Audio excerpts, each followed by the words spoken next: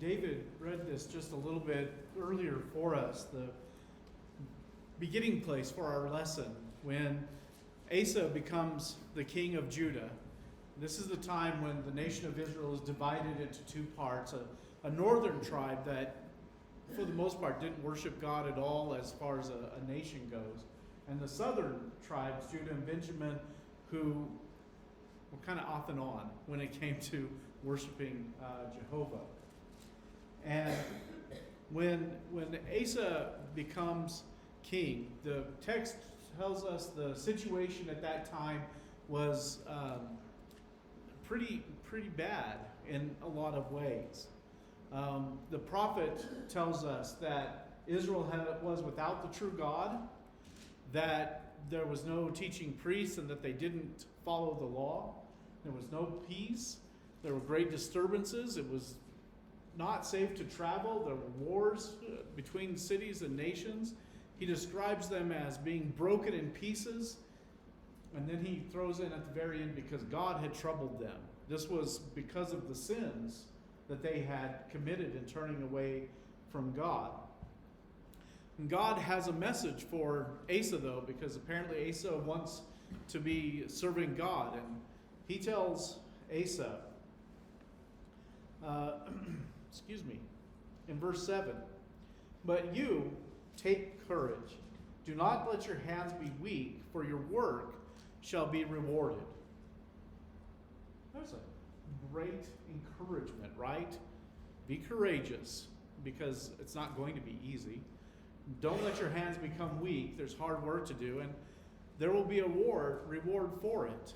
And so we're told in the verses that follow, Asa listened to that. He took courage, and he put away all the idols in Judah, Benjamin, and Ephraim. Ephraim was like just north of Judah at that time. So he was able to go up into Israel and got rid of some of those.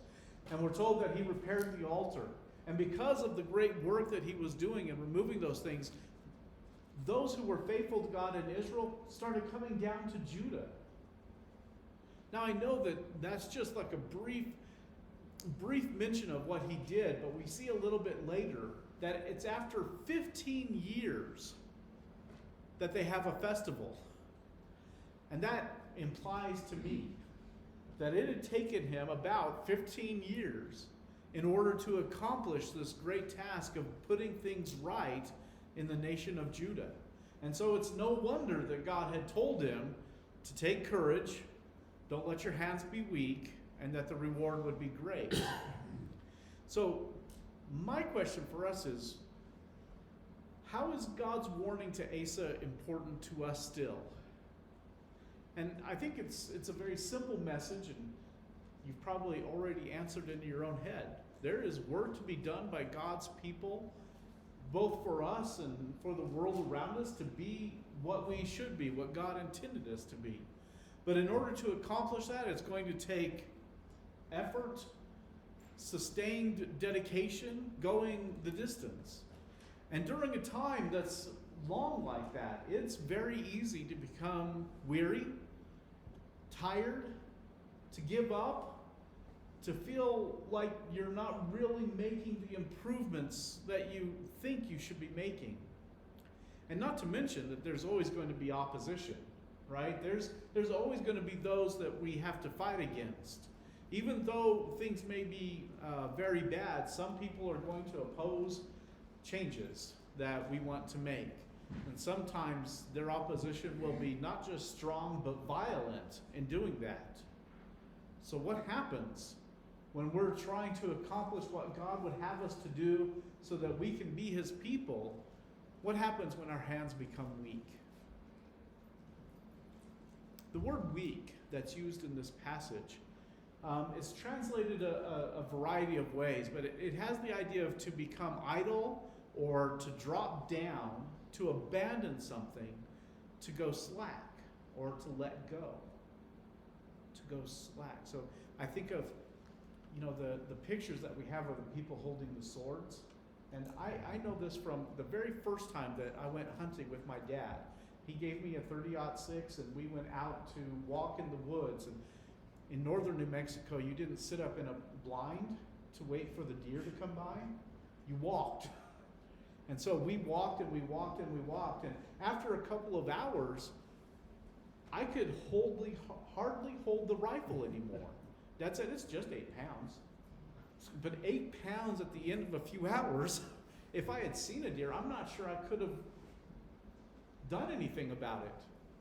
I feel the same way with the swords, right? That at some point when you're fighting with the sword, it's too heavy, right? And so our hands drop down, our hands become weak.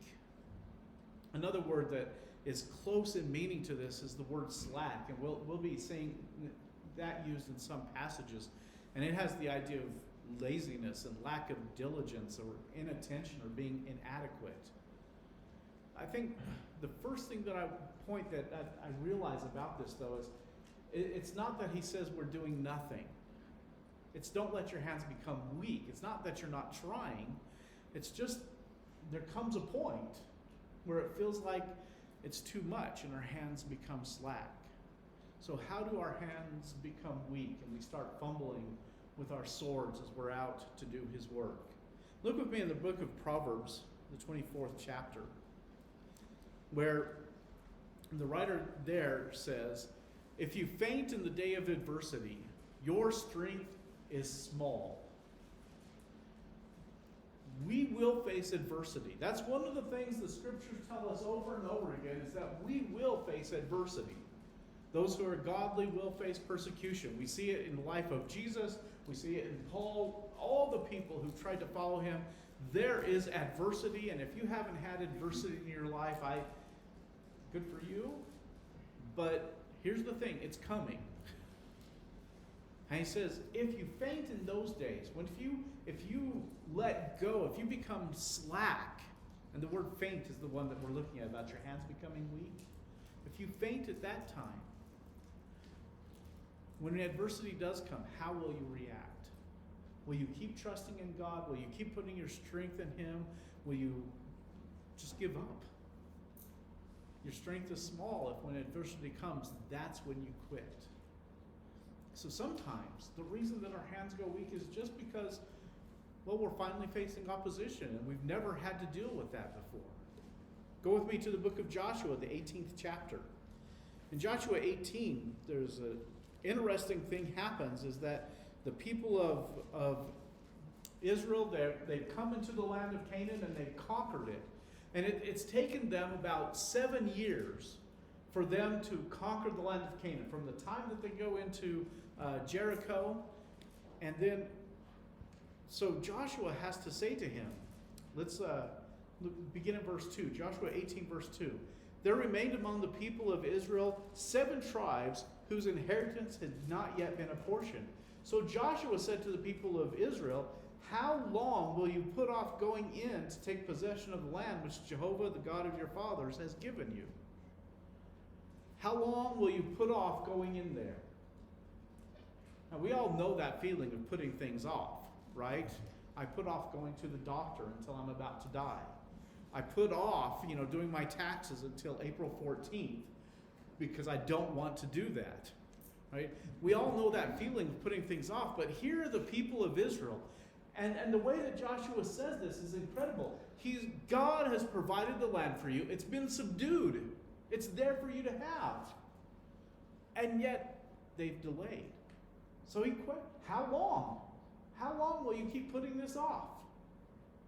Now, I don't know what, the text doesn't tell us why they put off. If it takes them 7 years to conquer the land, were they battle weary? It could be that. Was it fear of change?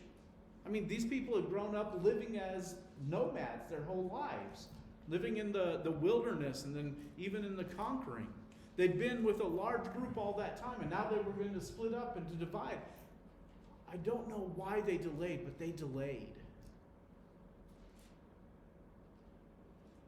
The word put off is the one that we're talking about. About the same word that means your hands grow weak or you grow faint in the day of adversity.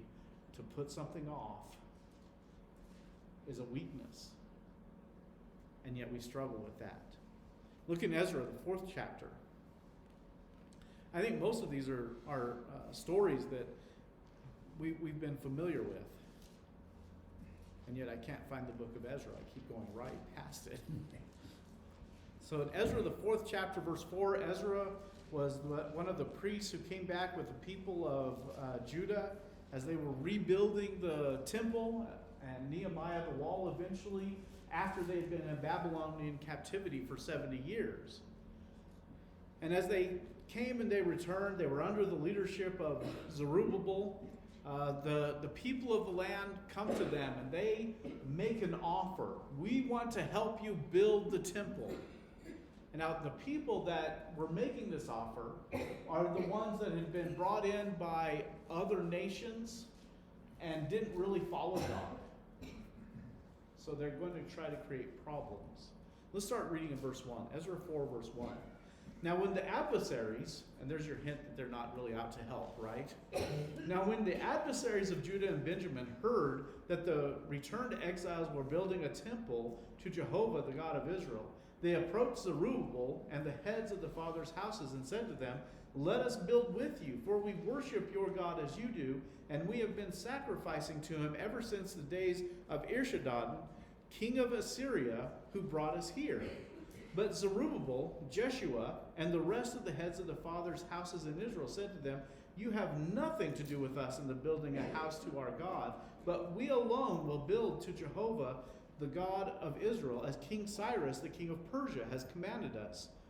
Then the people of the land discouraged the people of Judah and made them afraid to build, and bribed counselors against them to frustrate their purposes all the days of Cyrus, king of Persia, even until the reign of Darius, king of Persia. It's in verse 4 that we see the purpose that they had. They purposely went out to discourage the people from building those things. And sometimes our hands are weak when we face that kind of discouragement and frustration that he's talking about. When the good work that we want to do is constantly being opposed, when people are giving us false offers of help. We really want to help you. We've always worshiped God. No, we'll build alone. But that discouragement also led to fear. They were trying to frighten them. Sometimes we don't have the power to cope with the opposition, so wait for a better time. It's too much. We're all alone. Sometimes discouragement is so powerful for weakening our hands. And the people of the land who Israel had come to, they understood that. They tried to stop these people from building the temple just by discouragement. When we're struggling with discouragement, don't think of it as a little thing.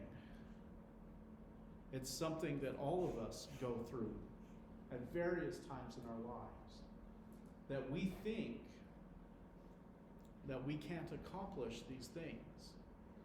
And so we find other things to do, but not what God would have us to do. Nehemiah, the 6th chapter. So the next book over, Nehemiah, the 6th chapter. At this point, they're building the wall. The temple was in fact finished. Nehemiah had gone back to help them build the wall to keep them safe from the people of the land who had been discouraging them. And here we see that fear also. Nehemiah 6, we're going to begin in verse 1. Now when Sanballat and Tobiah and Geshem the Arab and the rest of our enemies heard that I had built the wall and that there was no breach left in it, although up to that time I had not set up the doors to the gates, Sanballat and Geshem sent to me, saying, "Come and let us meet together at Hakkon-Kipharim in the plain of Ono." That's how I feel about saying that name, Ono. Anyway, but they intended to do me harm. And I sent messengers to them saying, "I am doing a great work and I cannot come down. Why should the work stop while I leave it to come down to you?" Nehemiah's reply, when he says, "Why should I leave it?" That's the word weak. Why should I abandon it? Why should I let go? Why should I be slack in doing this just so that I can go meet with you? Now, their proposal was pretty simple. Just come meet with us. But Nehemiah understood that it was going to be a distraction from the work that needed to be done. And if he left, the work stopped. That doesn't say a lot about the people of Israel at that time. But if he left, the work stopped, and he says, why should I leave it to you? Now, the text also tells us Nehemiah understood they were trying to do him harm to keep it from happening. But distraction is another powerful thing that makes our hands weak. And it's amazing how many distractions there are from doing God's work and God's will in our lives. Sometimes it's as easy as being tired at the end of a day, and we just come home and we turn on the TV and we sit in the easy chair and we relax. And I'm not saying we don't need relaxation, but we allow the TV to become the distraction for our lives.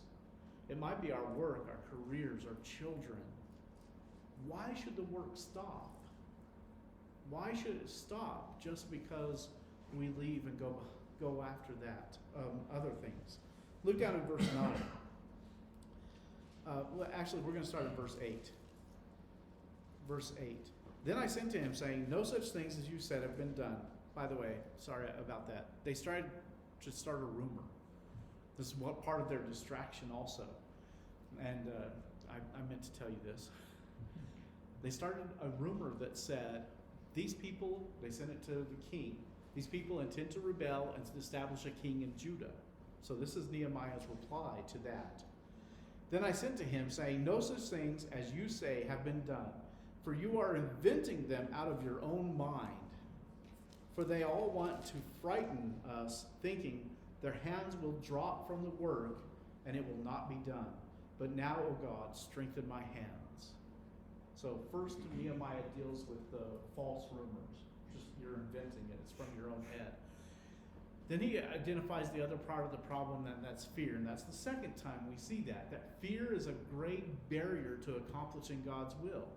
When we are afraid, we stop doing the work that we need to do. For whatever reason, we're frightened.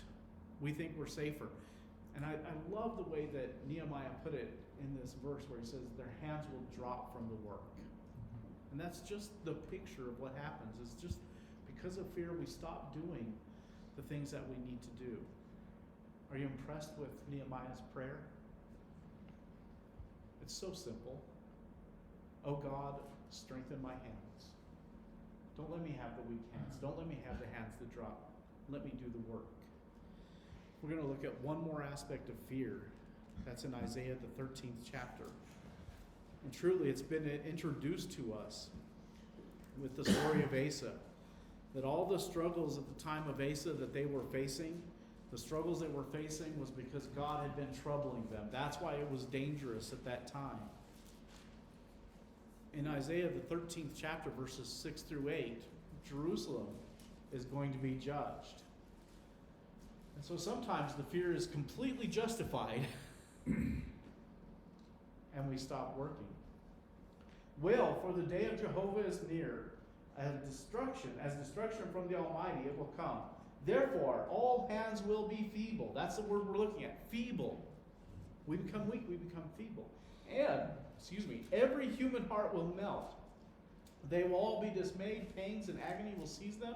They shall be in anguish like a woman in labor. They will look aghast at one another. Their faces will be aflame.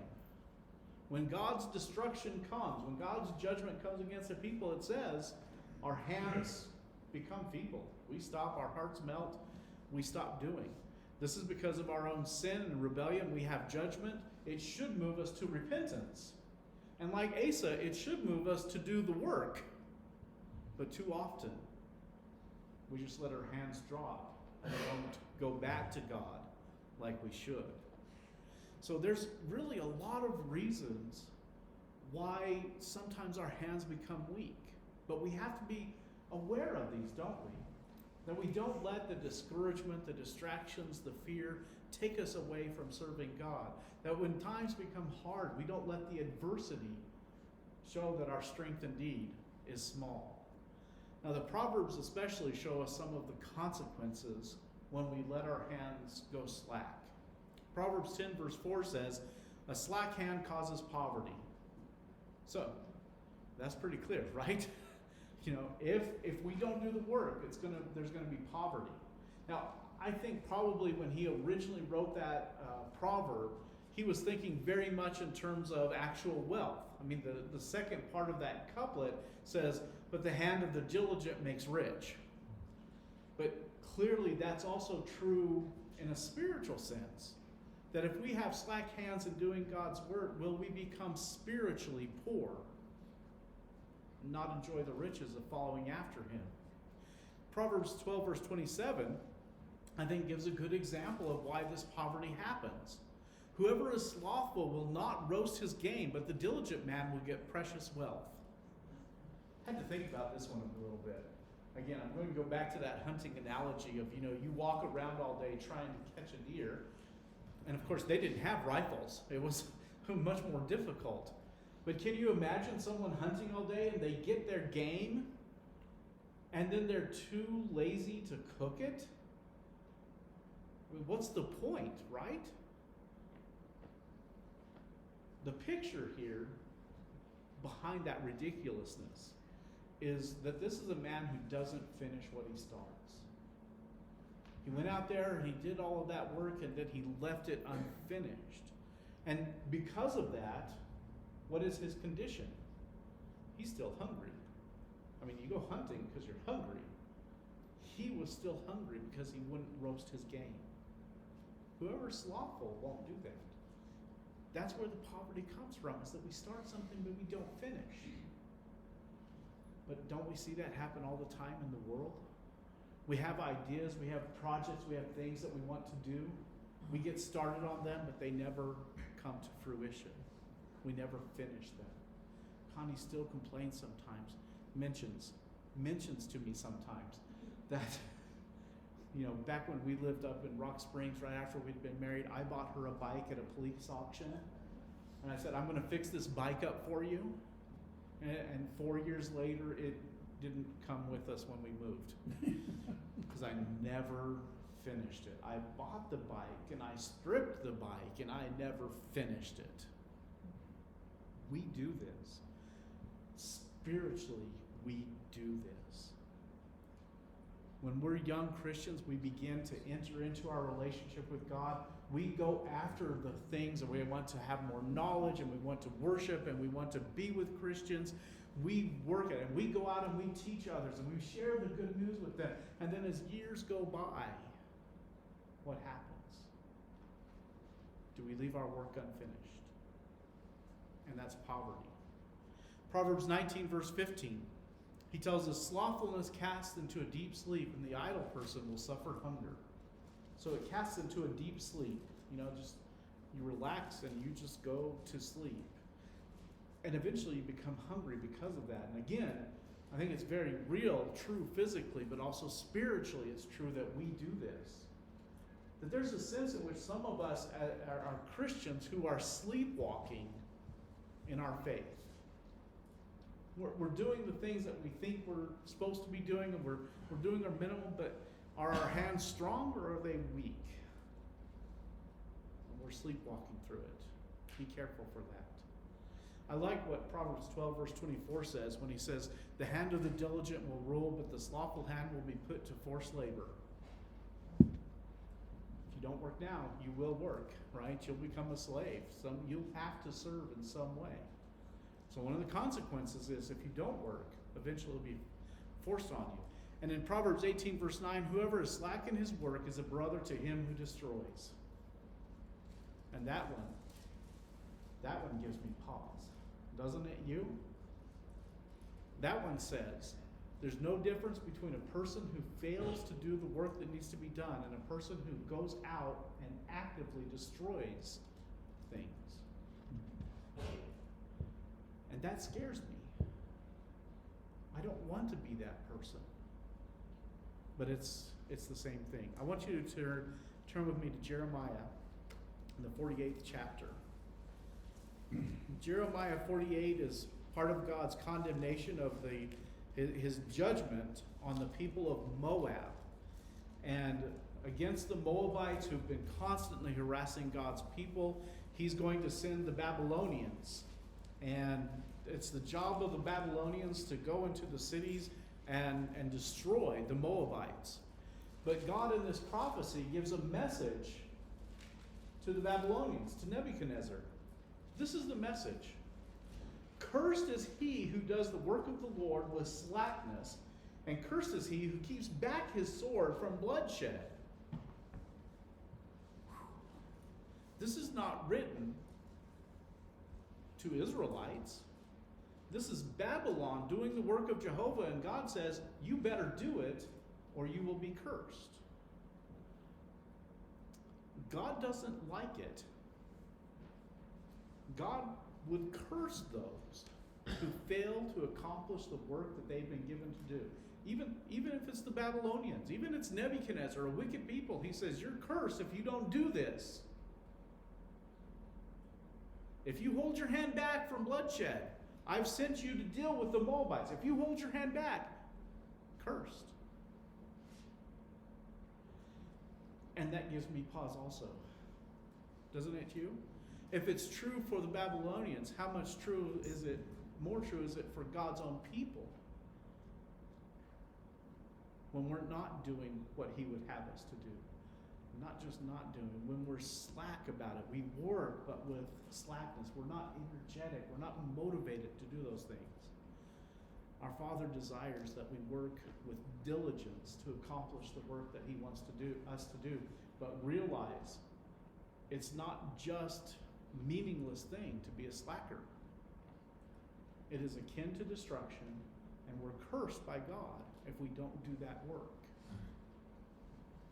So, is there hope in a message like this today? Yes, there's always hope, right? Turn with me to the book of Zephaniah. In the Minor Prophets, Zephaniah was one of the prophets to Israel.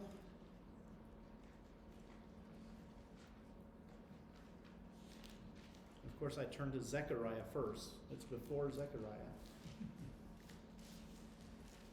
Zephaniah, the 3rd chapter, and almost always you'll see a pattern in the Minor Prophets that the latter chapters of the Minor Prophets are full of hope. And this is what he says. We're going to read beginning at verse 14. Sing aloud, O daughter of Zion. Shout, O Israel. Rejoice and exult with your hearts, O daughter of Jerusalem. Jehovah has taken away the judgments against you. He has cleared away your enemies. The King of Israel, Jehovah, is in your midst. You shall never again fear evil. On that day it will be said to Jerusalem, fear not, O Zion. Let not your hands grow weak. Jehovah your God is in your midst, the mighty one who will save. He will rejoice over you with gladness. He will quiet you by his love. He will exult over you with loud singing. I will gather those of you who mourn for the festival, so that you will no longer suffer reproach.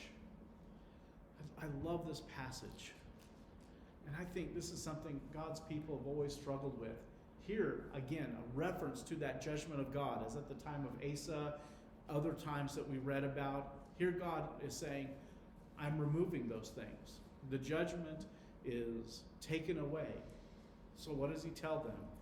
Fear not. But why? Jehovah your God is in your midst. What is one of the reasons our hands go slack? Fear. Fear not.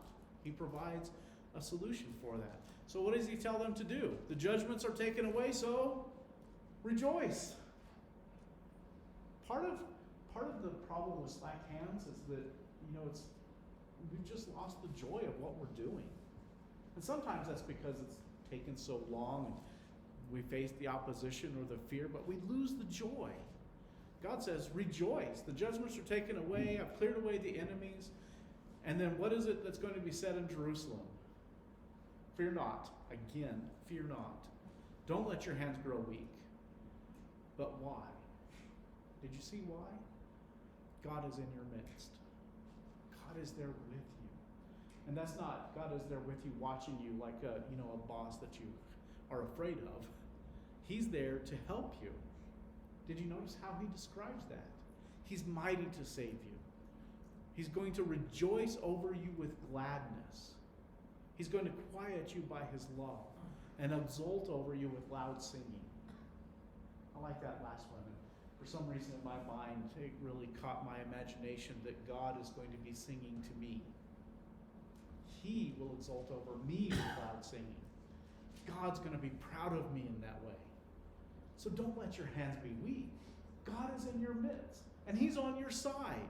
Not only is He on your side, He's going to save you. He's going to quiet you. You have His love. And He goes on to talk about the great festival, that there's not going to be any more suffering. That's encouraging. That gives me strength. That says I can keep going, even when the world is trying to distract me, even when the world is trying to discourage me, even when I'm facing these fears. What do I remember so that my hands don't get slack? God's right here with me. And He's with me to save me, to love me, to exult over me with loud singing. We see the fulfillment of this, of course, in Jesus Christ. Look in Hebrews, in the 12th chapter.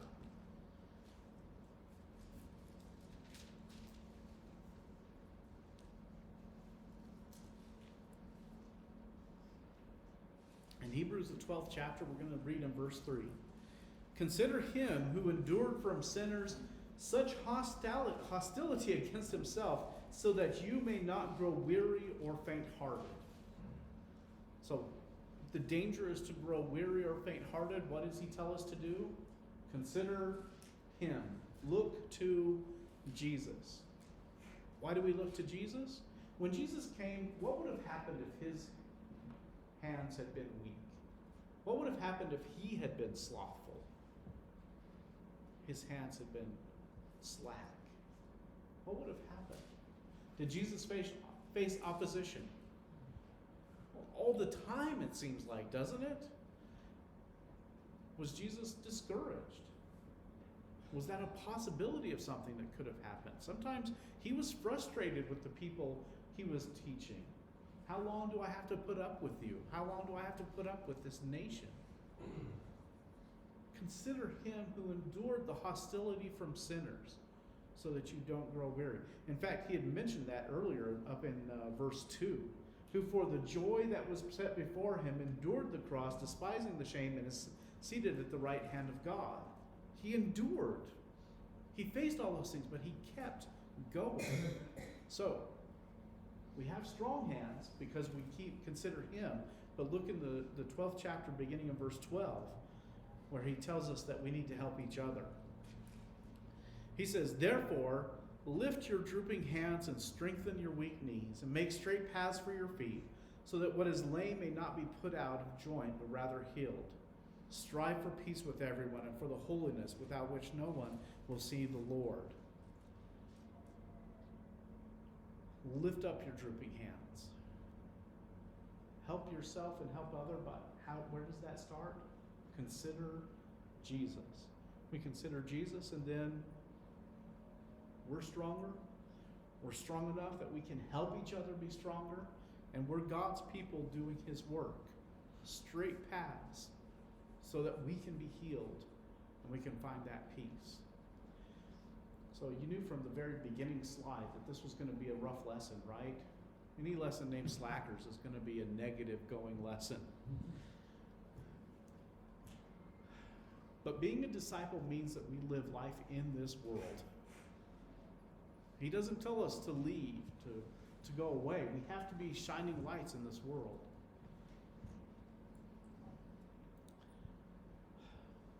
I want to put this caution about this idea of being a slacker and doing God's work. What I'm not saying here is that all we do is sit in a church building and worship. That's really not what God's work is just about. It's not just about worship.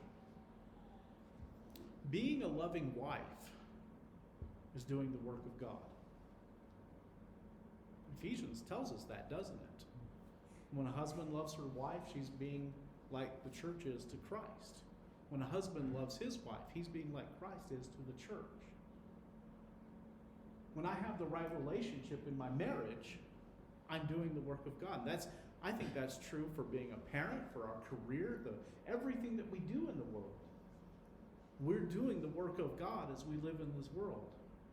So maybe the question is not just, am I slacking? But am I being the salt of the earth and the light of the world? Jesus talked about that in Matthew 5. Or am I hiding under a bushel? And isn't that what a slacker does? They hide themselves from those things. They don't let them get done. So, ask ourselves this question: am I being a slacker? And understand that I'm not just talking about religious things as far as the work that needs to be done. I'm talking, when it comes to God in my life, am I slacking?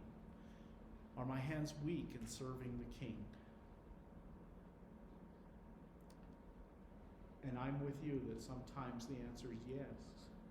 I end up looking at myself, and there are times when I've let it go. A lot of times, more than anything, it's discouragement. I know for me, that's what gets to me. What about you? Are you slacking? Why is it? Are you afraid? Are you discouraged? Is it disappointment or distraction?